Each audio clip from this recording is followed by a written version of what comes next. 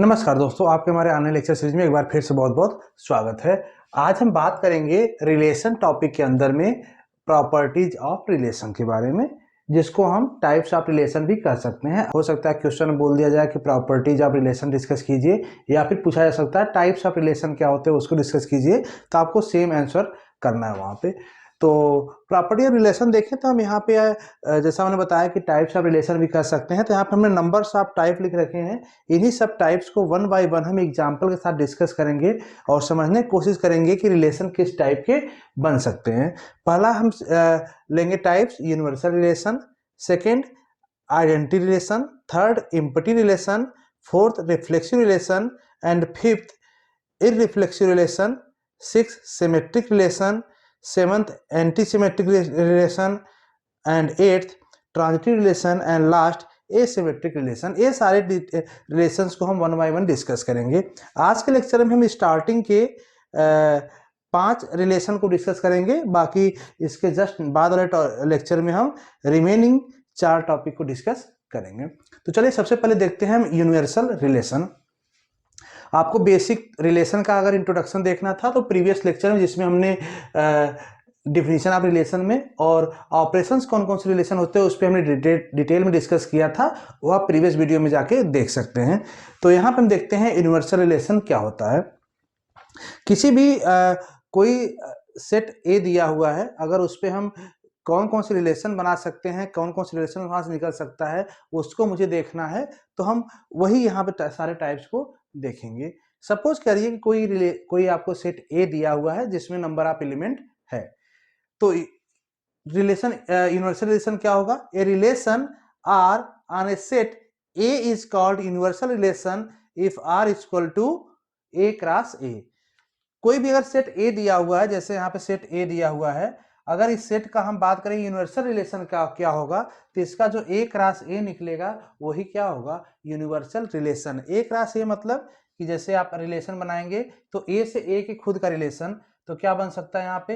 1 का 1 से 1 1 हो जाएगा, 1 का 2 से 1 2 हो जाएगा, 1 का 3 से 1 3 हो जाएगा। ऐसे 2 का 1 से 2 1 हो जाएगा, 2 का 2 से 2 2 हो जाएगा, 2 का 3 से 2 3, 3 का 1 से 3 1, 3 2 और 3 3। ये जो रिलेशन बना इसी को हम क्या कहते हैं? Universal relation. यूनिवर्सल रिलेशन का मतलब क्या है कि अगर हम कोई भी रिलेशन डिफाइन करते हैं, कोई भी रिलेशन अगर हम डिफाइन करते हैं तो वो रिलेशन किसका सबसेट होगा? इसी का सबसेट होगा। अगर इस एलिमेंट का, अगर कोई सेट ए दिया हुआ जिसमें 3 एलिमेंट हैं, अगर हम इसका यूनिवर्सल रिलेशन देखें तो यूनिवर्सल रिलेशन क्या बन गया? ये बन गया। अब अगर कोई भी हम R1 R2 कोई भी अदर रिलेशन हम बनाते हैं, देख इसमें से डिराइव करते हैं, तो किसका सबसेट होगा? इसी R का सबसेट होगा। ये हमने प्रीवियस लेक्चर में भी डिस्कस किया था जब हम ऑपरेशंस का और डिफरेंशियल का बात कर रहे थे वहां पे। तो यूनिवर्सल रिलेशन समझ में आ गया। ऐसे ही अगर सपोज करो यहाँ पे 2 ही एलिमेंट होता, अगर सपोज करो यहाँ पे 2 ही एलिमेंट होता, तब यूनिवर्सल रिलेशन क्या हो जाता? यूनिवर्सल मतलब कि इन दोनों का खुद से रिलेशन एक राशि निकालते तो क्या होता? 1 का 2 से और 1 का 2 का 1 से। 1 का 1 से बनता है, एक 1 का 1 से खुद का बन जाता, 2 का 2 से खुद से बन जाता। तो कितने हो जाते? इसके अंदर 4 ही हो पाते। तो सिंपली कहने का मतलब, अगर किसी एलिमेंट में, जैसे ए में नंबर ऑफ एलिमेंट कितना है? 2, अगर इसका खुद से हम, क्योंकि यहाँ 2 ही एलिमेंट है ना, अगर खुद से इसका हम क्रॉस प्रोडक्ट निकालते हैं तो क्या हो जाएगा? 2 मल्टीप्लाई बाई 2, मतलब उसमें 4 ऑर्डर्ड पेयर बनेंगे। तो यहाँ 4 ऑर्डर पेयर बना। इसके पहले यहाँ पे 3 था, तो इसका मतलब कि 3 कितने एलिमेंट? 3 मल्टीप्लाई बाई 3 मतलब 9 ऑर्डर पेयर बनेंगे। देखिए यहाँ पे 9 ऑर्डर पेयर बने होंगे यहाँ पे, 1 2 3 4 5 6 7 8 9। ठीक है, तो इसकी इश्यू को हम कहते हैं यूनिवर्सल रिलेशन। अब आपको एक एग्जांपल हम डिस्कस करेंगे इसके आगे वाले में, तो आपको समझ में आ जाएगा कैसे हम कह रहे थे कि कोई भी रिलेशन बनेगा तो किसका सबसेट होगा? इसी यूनिवर्सल का सबसेट होगा। सेकेंड कंसेप्ट आता है हमारा आइडेंटिटी रिलेशन।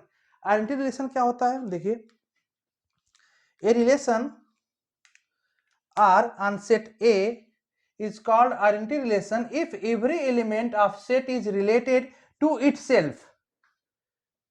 मतलब कि कोई अगर रिलेशन निकालना है जो अपने खुद से रिलेटेड हो, मतलब ए आर ए, मतलब जो यहाँ पे ए हो वही यहाँ पे इसका रिलेशन से खुद से बन रहा होगा। ऐसा कोई अगर रिलेशन बनेगा तो उसको हम क्या कहेंगे, आइडेंटिटी रिलेशन।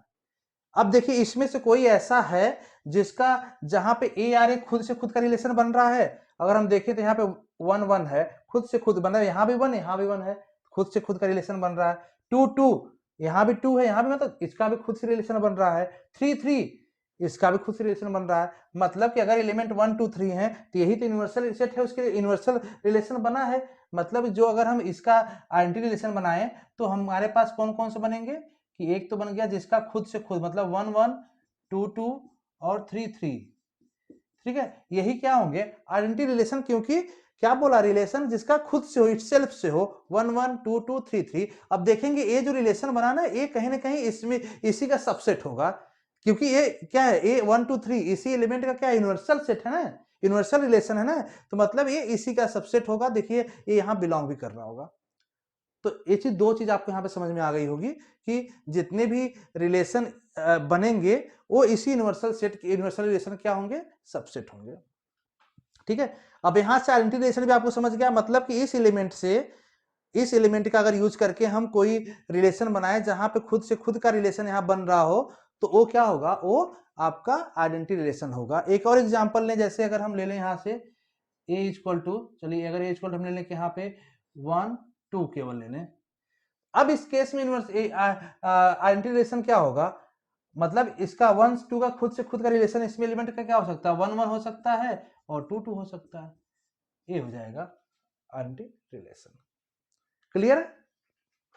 नेक्स्ट आइए, relation R is called empty relation. कौन सी बात कर रहे हैं, इम्पटी रिलेशन, जिसको हम नल रिलेशन या फिर वाइट रिलेशन के नाम से भी जानते हैं। तो इम्पटी रिलेशन को अगर देखें तो इसका मतलब कि R is called empty relation, R is equal to 5 कब होगा, जब रिलेशन में कोई ऑर्डर पेयर नहीं आ रहा हो। मतलब रिलेशन में यहाँ पे जैसे ऑर्डर पेयर बना ना, यहाँ पे कोई ऑर्डर पेयर नहीं आ रहा है, उस केस में क्या होगा, 5 होगा यहाँ पे, और वो रिलेशन कैसा कहा जाएगा, इम्पटी रिलेशन। अब देखिए जैसे हमने लिया a इक्वल टू 1 2 3 सेट लिया, सेम सिमिलर एग्जांपल है, मतलब इस केस में भी यूनिवर्सल रिलेशन क्या होगा, यही होगा। ठीक है, एंड हम यहाँ पे ए आर ए डिफाइन कैसे कर रहे हैं, if a plus be greater than 6, a plus be greater than 6, मतलब जैसे यहाँ पे जो ऑर्डर पेयर बनता है, जैसे यहाँ पे ऑर्डर पेयर बनता है तो इसको हम ए बी के नाम से जानते हैं। तो ए बी मतलब कि यहाँ पे ए का काम करेगा, ये बी का काम करेगा, ए का काम करेगा, ये दूसरा एलिमेंट बी का काम करेगा, इसलिए यहाँ पे ए प्लस बी लिखा गया। इसमें कोई ऐसा ऑर्डर पेयर बन रहा है, कोई ऐसा ऑर्डर पेयर बन रहा है जिसमें अगर दोनों को, मतलब इन दोनों एलिमेंट का अगर हम ऐड करते हैं तो 6 से ग्रेटर हो, बन सकता है। मैक्सिमम 3 3 का ही है, अगर ऐड करेंगे तो भी 6 होगा, 6 से ज्यादा नहीं होगा। तो यहाँ पे कोई ऐसा रिलेशन नहीं बन पा रहा है जिसमें दोनों के एलिमेंट, दोनों ऑर्डर पेयर के दोनों एलिमेंट का अगर ऐड करें तो वो 6 से ग्रेटर हो, इसलिए यहाँ पे क्या हो जाएगा, ये 5 रिलेशन हो जाएगा। मतलब कोई ऐसा रिलेशन नहीं बन पा रहा। लेकिन अगर हम यहाँ पे अगर हम कर दें a plus B equal to 6 कर दें, इक्वल टू 6 बन रहा है, तो देखिए इसमें से कोई ऐसा रिलेशन है, क्योंकि जो यहाँ पे रिलेशन आएगा वो इसी का सबसेट होगा। कोई ऐसा ऑर्डर पेयर है यहाँ पे जो उस कंडीशन सेटिस्फाई कर रहा है। तो देखें तो अगर 3 3 3 तो 3 3 करेंगे तो किसका हो जाएगा, इक्वलिटी आ जाएगी यहाँ पे। उस केस में यहाँ पे एक एलिमेंट आ सकता है, 3 3 हो सकता है यहाँ पे वाला, लेकिन 5 नहीं होगा। लेकिन यहाँ पे अगर ग्रेटर देन 6 कर दिए, मतलब कि अब कोई नहीं है यहाँ पे रिलेशन में, क्या आ जाएगा, 5, मतलब ब्लैंक, कोई भी वहां पे रिलेशन में कोई भी ऑर्डर पेयर नहीं आया। ये तीनों क्या थे, एक तरह से बेसिक थे, यूनिवर्सल, आइडेंटिटी, इम्पटी, ये तीनों बेसिक टाइप थे। बाकी जब हम अदर टाइप पे पढ़ेंगे डिटेल में तो कहीं ना कहीं ये हमारा सपोर्ट भी करेगा वहां समझने के लिए, इसीलिए हमने उसको पहले डिस्कस किया। अब नेक्स्ट आते हैं हम रिफ्लेक्सिव रिलेशन में। रिफ्लेक्सिव रिलेशन और नीचे जितने रिलेशन हैं ये सारे मोस्ट इंपॉर्टेंट हैं, एग्जाम में क्वेश्चन आपको इसी से आता है। ठीक है, तो रिफ्लेक्सिव रिलेशन समझते हैं। Relation R on set A, relation R on set A is called reflexive if a R a, या जिसको हम दूसरे नाम से जान सकते हैं a comma a element of R, for every element a belongs to A. ठीक है, इन अदर वर्ड हम क्या सकते हैं, कह सकते हैं ऑल ए, जहां पे ए बिलोंग्स टू आर, ऐसा होना चाहिए, तभी हम उस रिलेशन को क्या कहेंगे, उस रिलेशन को रिफ्लेक्सिव रिलेशन कहेंगे। समझने के लिए एग्जाम्पल देखते हैं, एग्जाम्पल से ज्यादा बेटर आपको समझ में आएगा। देखिए हमने क्या किया, कोई सेट ए सेट मतलब कि हमने ए सेट ले लिया, इस सेट का ही हम कोई रिलेशन जो बनेगा वो रिफ्लेक्सिव रिलेशन कब होगा, जब इस कंडीशन को सेटिस्फाई करेगा। ठीक है, मतलब देखिए ए है तो इसका जो रिलेशन होगा, जैसे यहां पे हमने R1 R2 दो रिलेशन लिख रखा है, हम R1 रिलेशन को लेके चलते हैं। R1 रिलेशन में हमने यहाँ पे 1 1 1 2 2 2 2 3 3 3 4 4 ले लिया। ठीक है, एक किसी रूल से हमने एक रिलेशन यहां बना लिया। अब ए एलिमेंट था, मतलब इसका एक रास ए में कितने ऑर्डर पेयर बने होंगे, यहाँ पे 4 एलिमेंट हैं तो टोटल बनेंगे 16 ऑर्डर पेयर। ठीक है, अब जो 16 ऑर्डर पेयर बनेंगे वो किस तरह से होंगे, वो इन्हीं का होगा 1 1, ठीक है, ऐसे 1 2 1 3 1 4, ठीक है, ये इस तरह सबसे सबका पेयर बन जाएगा तो 16 एलिमेंट हो जाएंगे, जैसे हमने यहां पर निकाला था। समझ में आ रहा होगा आपको। अब यहां पर हमने R1 लिया, R1 में हम एलिमेंट देख रहे हैं, यहां पे इस कंडीशन को देखिए, ए कोई रिलेशन फॉर ऑल ए मतलब कि ये सारे एलिमेंट है ना, ए मतलब कि पहला और दूसरा दो एलिमेंट है, यहां पे हर पेयर में पहला और दूसरा एलिमेंट ए मतलब इक्वल होना चाहिए। क्या समझ रहे हैं, ए मतलब इक्वल होना चाहिए। तो यहां पे देखिए 1 1 इक्वल है, 1 2 इक्वल नहीं है, क्योंकि ए कंडीशन सेटिस्फाई करना चाहिए। ए इक्वल नहीं है, ए इक्वल है, ए इक्वल नहीं है, ए इक्वल है, ए इक्वल नहीं है। ठीक है, अब ए इक्वल, ए भी इक्वल, आपका 3 4 4 भी क्या है, इक्वल है।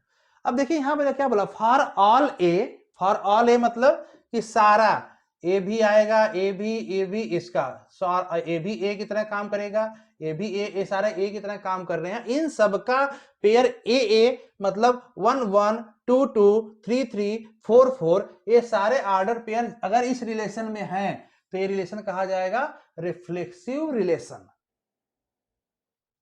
क्लियर हुआ, फिर से देख लीजिए एक बार। इसमें क्या बोला, देखिए फॉर ऑल ए मतलब कि इस एलिमेंट में जो हमको सेट दिया, इसमें जितने एलिमेंट है 1 2 3 4 एलिमेंट हैं, इन सबका ऑर्डर पेयर जो बनेगा इस फॉर्म में 1 ए मतलब कि 1 1 2 2 3 3 4 4, ये सारे इस रिलेशन में होने चाहिए। अगर रिलेशन में है तब वो कहा जाएगा रिफ्लेक्सिव रिलेशन, अदरवाइज वो रिफ्लेक्सिव रिलेशन नहीं है। समझे, तब यहां देखिए 1 1 यहां है 2 2 यहां है 3 3 यहां है 4 4 यहां है। तो इस क्या मतलब, ये जो रिलेशन R1 था ये क्या है, रिफ्लेक्सिव रिलेशन में आता है। ठीक है, यही पे दूसरा कंसेप्ट समझना है आप, नॉन रिफ्लेक्सिव रिलेशन क्या आएगा।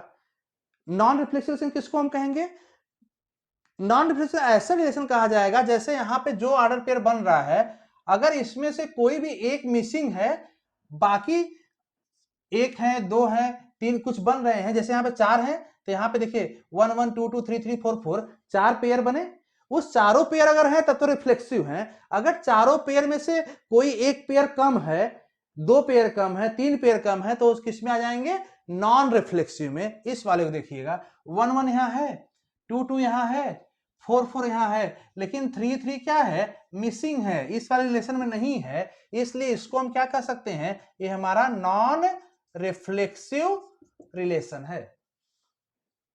कौन सा रिलेशन हो गया, नॉन रिफ्लेक्सिव रिलेशन। ठीक है, क्लियर ना। तो कहने का मतलब कि ये जो ऑर्डर पेयर बन रहा है ये वाला, ये इसमें मिसिंग होना चाहिए, कोई अगर मिस है, एक मिस है, दोनों मिस है, अगर यहां पे सपोज 4 4 भी नहीं है, 4 4 गायब हो गया, तो तब भी क्या है, इसमें 1 1 2 2 है लेकिन 3 3 4 4 का मिसिंग है, मतलब तब भी ये क्या है, नॉन रिफ्लेक्सिव है। अगर यहां पे चलो 2 2 भी हट गया तो भी हम इसको नॉन रिफ्लेक्सिव कर सकते हैं, 1 1 हट गया तो भी हम नॉन रिफ्लेक्सिव कर सकते हैं। ठीक है, समझ में आया। चलिए अब आते हैं नेक्स्ट टॉपिक पे हम, जिसको कहते हैं इररिफ्लेक्सिव रिलेशन। इररिफ्लेक्शन क्या होगा, इसी को हम थोड़ा सा अपडेट करते हैं, फिर आपको यहीं पे समझ में आ जाएगा। इसी डिफिनेशन में हम थोड़ा चेंज करते हैं। इसी डिफिनेशन में इस वाले फार्मूला देखिए जो यहां हमने लिखा है, अगर हम इररिफ्लेक्सिव की बात करें तो relation a is set a if irreflexive if a R a तो यहां पे आ जाएगा does not belongs to R, और यहां पे आ जाएगा does not belongs to R, और ये हो जाएगा a does not a belongs to any relation. मतलब कि जो फार्मूला बनेगा हमारा, अगर डिफिनेशन बनाना चाहें, डिफिनेशन कैसे बन जाएगा देख लीजिए। डिफिनेशन में हम लिख देते हैं आपके लिए, रिलेशन आर ऑन सेट, ये किसके लिए हम बोल रहे हैं, इररिफ्लेक्सिव, इसके लिए on set A is called irreflexive if A not related to A or AA does not belongs to R. In other word, for every relation A same रहेगा, for every element A belongs to A. In other word, हम कह सकते हैं for all A comma A does not belongs to R. अब इसके लिए example समझिएगा। जैसे हमने सेट ही लिया, सेट क्या दिया हुआ है, A इक्वल टू 1 2 3 4, ठीक है, ए सेट दिया। अब इस रिलेशन में देखिए, इसका कहने का मतलब क्या है कि कोई अगर ऐसा रिलेशन बने जिसमें जो ए का ऑर्डर पेयर बन रहा है वो उस रिलेशन में न आ रहा हो, इसके अलावा कुछ भी आ रहा हो लेकिन सेम वाला नहीं आना चाहिए। मतलब कि अगर कोई रिलेशन हम लेते हैं R1, चलिए हम R1 R2 लेते हैं, हमने R3 लिया, अगर हम यहाँ पे लिख दें ऐसे 1 2 2 1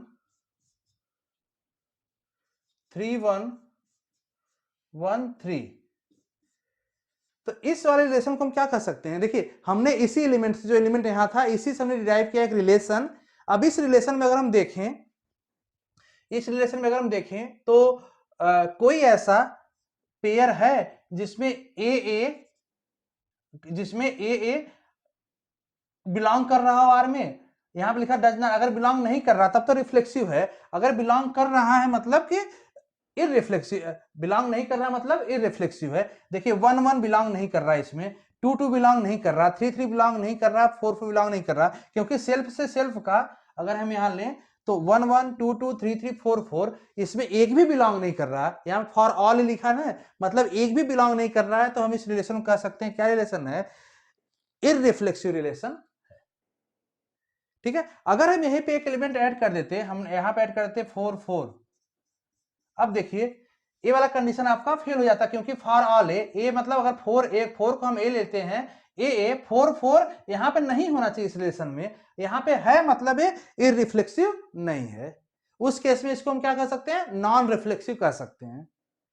क्लियर है ना, ठीक है। तो यहां पे मतलब कि अब दूसरा अगर कोई एक रिलेशन बनाए, चलिए हम अगर इससे देखिए, इसमें से अगर हम इसको हटा दें, देखिए समझने के लिए हमने हटा दिया 1 1 भी हटा दिया, 2 2 भी हटा दिया, 3 3 भी हटा दिया, 4 हटा दिया, अगर यहां पे हम दो ही रखें 1 2 2 3, तो क्या ये इररिफ्लेक्सिव है या नहीं है, आप देख के बताइए, क्योंकि इसमें सेल्फ से सेल्फ का कोई भी पेयर नहीं दिख रहा है, और वही कह रहा है कि सेल्फ से सेल्फ का कोई भी पेयर नहीं होना चाहिए रिलेशन में, तभी वो इररिफ्लेक्सिव होगा। और यहाँ पे उस केस में क्या हो जाएगा, इस वाले को 1 1 और 2 2 अगर रखते हैं रिलेशन में, तो उसको हम क्या कर सकते हैं, इररिफ्लेक्सिव रिलेशन कह सकते हैं।